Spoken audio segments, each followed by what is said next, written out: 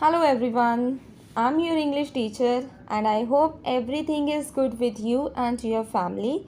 Now today from your grammar book we will discuss a topic that is subject verb concord.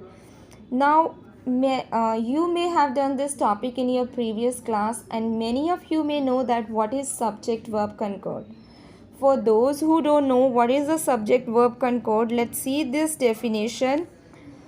Subject verb agreement or subject verb concord means the subject and the verb in a sentence must work together. What we understand from this?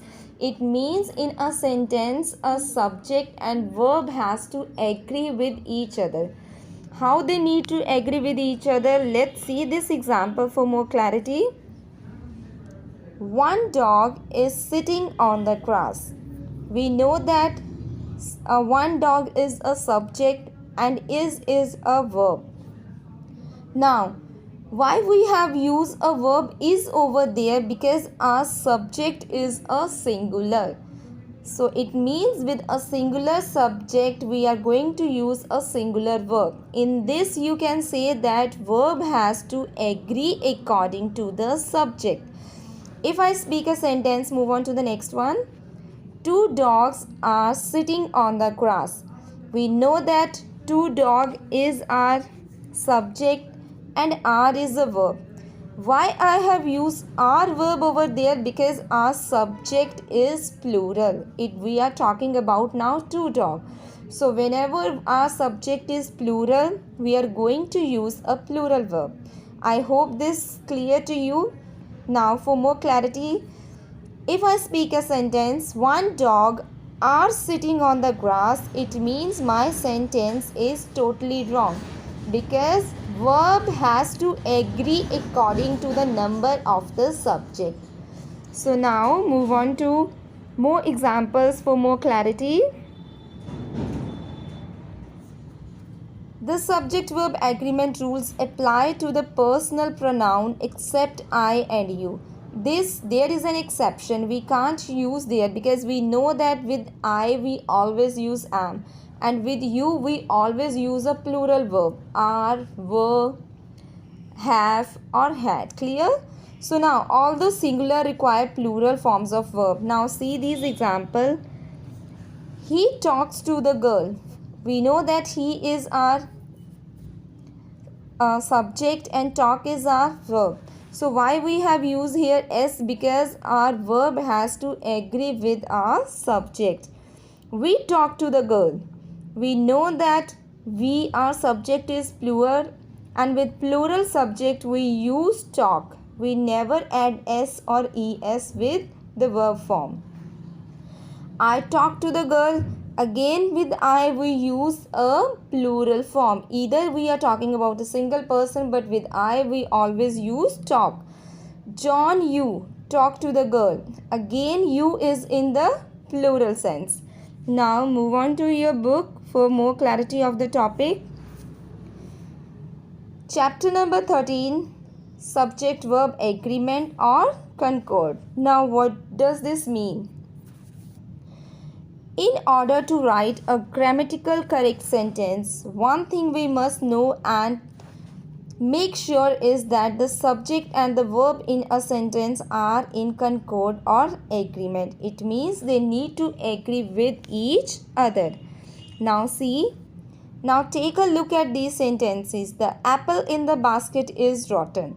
Why we use is? Because we are talking about a single apple. The principal along with his student went to the picnic. Why we use went over there? Because the principal and the students, we are talking about more than one person. That is why our subject is plural. Now answer this question. What is the subject? Is it singular or plural? Where is the verb? Is it singular or plural? Why do you notice about the subject and the verb in this sentence? Now let us discuss the answer to the above questions. Apple is a subject and is a verb. We know that with a singular subject we have used a singular verb. As I earlier told you, with a singular verb we are going to use a singular subject. A singular subject takes a singular verb. This is the main thing that you need to remember. A singular subject take a singular verb. Now next, we use a singular verb with collective nouns also. The chest of drawers come in useful for storing my clothes. Here we are talking about one piece of furniture, that is the chest of drawers. We use the singular verb come. Whenever we use a plural noun as a singular, then we always use a singular verb with these one. Next one is with uncountable nouns. What are uncountable nouns? That we can't count. So with uncountable noun, we always use a singular verb. Unpolished rice is very nutritious. We know that rice are many in number that we can't count. But with uncountable noun, we always use a singular verb. The water used for cooking the rice was put to boil on the stove. The water, we know that we can't count a water. We always measure a water in liters, gallons and something extra. So this is again uncountable noun and we use a verb singular with that one. Now next with abstract noun. We know that what are abstract noun? That we feel, we can't touch. That known as abstract noun. Happiness is not something one can buy. We know that happiness is abstract noun. So with it we use a singular verb, that is. The enmity between the two men was quite clear to see. Now enmity is something that we can't see but feel. So with that we use a singular verb, that is was. Now next point number 4. With nouns that have no singular form. So with noun, basically that means we can say that some nouns that have at the end s, but that s doesn't mean that they are plural in number. See the example for more clarity. The news that the train had derailed was almost alarming. We know that news, either it has a s over there, but that doesn't mean that it is a plural. So with these verbs that ends with s, we always use a singular verb with that one. Mathematics, either mathematics end with s, but it doesn't mean that mathematics became plural. No, it is a singular subject. So with a singular subject, our verb is singular. I hope this clear to you. Now move on to the next point. With singular demonstratives such as this and that. So we know that this is we use to represent one thing, that is also for one thing. So with a singular one subject we use a singular verb again. This is the site chosen for the shops to be constructed. Now next. That was the greatest disaster. So what does this mean? The disaster, that is a singular and with that we have used a singular verb. Now next. With singular pronouns he, she, it, no one or everyone, we always follow a singular verb. Nobody knows, nobody either, but we have used a singular word this one. She has 2 dogs, 3 cats and a parrot. The girls still haven't met to discuss the play. Each is hurriedly preparing for the examination. So with each we are going to use a singular verb. With determiners for uncountable such as some, a little and much. I don't take much sugar in my tea. So we know that much we use a singular verb. A little is enough for me. So a little we are going to follow a singular verb with that one. Some of the talcum powder has left a white patch on black trace. Some of the, it means we are not talking about a whole, which we can't count. We use a singular verb with that one. Now next, with what we need to use a plural verb. Earlier we were talking about the singular verb. Now we move on to the plural verb. With which subject we are going to use that plural verb. A plural subject takes a plural verb. We use a plural verb with a plural countable noun such as its subject. The oranges in the basket are sour. So our subject oranges is a plural. So we have used a plural verb with that one. The boxes full of books have been stored in the basement. Boxes, plural, so we have used a plural verb with that one. Now, next one. With two singular nouns joined by the conjunction and. Whenever two sentences are joined by the conjunction and, they always follow a plural verb. Mary and Lihan are good friends. We know that here we have two subject and two both are different.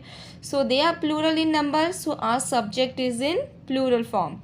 An umbrella and a raincoat come in handy during the rainy season. So we are talking about two different things. One is umbrella, one is raincoat. So our subject is plural. So our verb must be plural. With a noun with no singular form. These spectacles are looses for me. The pajamas have pinstripes on one. With a noun who have a no singular. We never say that spectacles single, spectacles.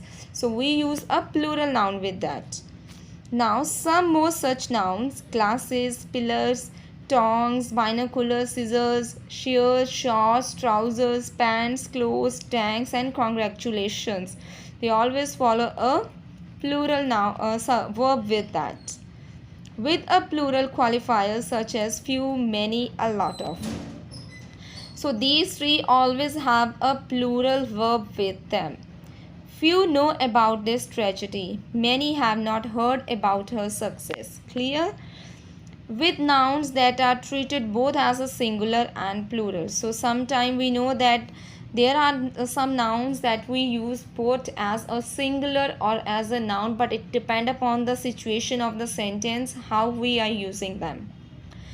The police want all the information about the theft. These cattle are rounded up every evening. So National Concord. What does this mean?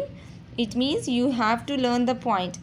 Even if we are talking about millions of rupees, we treat sum of money as a singular subject. So they take a singular verb. For example, 1,000 rupee is a lot of money. Whenever we are talking about a money, it always have a singular subject with it.